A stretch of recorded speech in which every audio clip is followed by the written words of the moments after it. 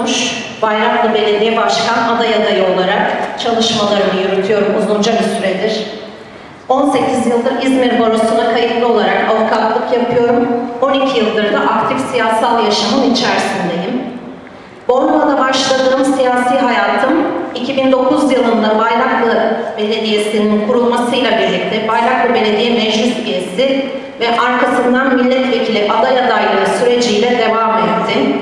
Bornova'da Aziz Başkan'ın belediye başkanı seçildiği dönemde ilçe yöneticisi olma, ilçe eğitim sekreterliğini yapma onuruna erişmiş bir kardeşimizim.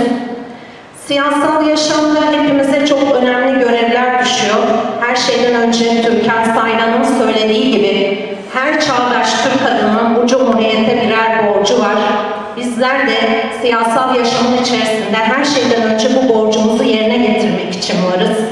Ulu önderimizin bize sunduğu çağdaş demokrasilerde yer alan hakları kullanabiliyorsak ve bugün Cumhuriyet Halk Partisi gibi demokrasinin, çağdaşlığın kalesi olan bir partide siyaset yapabiliyorsak, bunun her şeyden önce sorumluluğunun bilincinde olmalı ve sadece alanlardaki yapılan çalışmalarda değil, görev alacağımız alanlarda da kararlılıkla ve cesaretle biz de varız demeliyiz.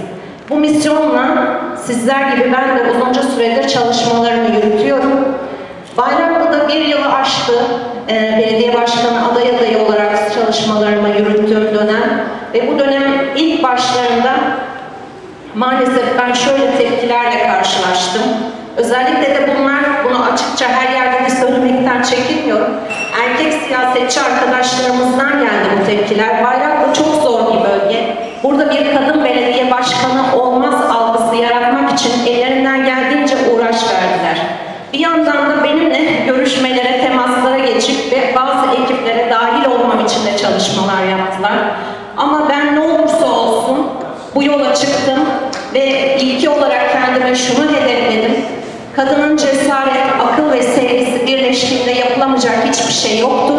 Ben bu yolculuğu cesaret, akıl ve sevgi yolculuğum olarak tanımlıyorum.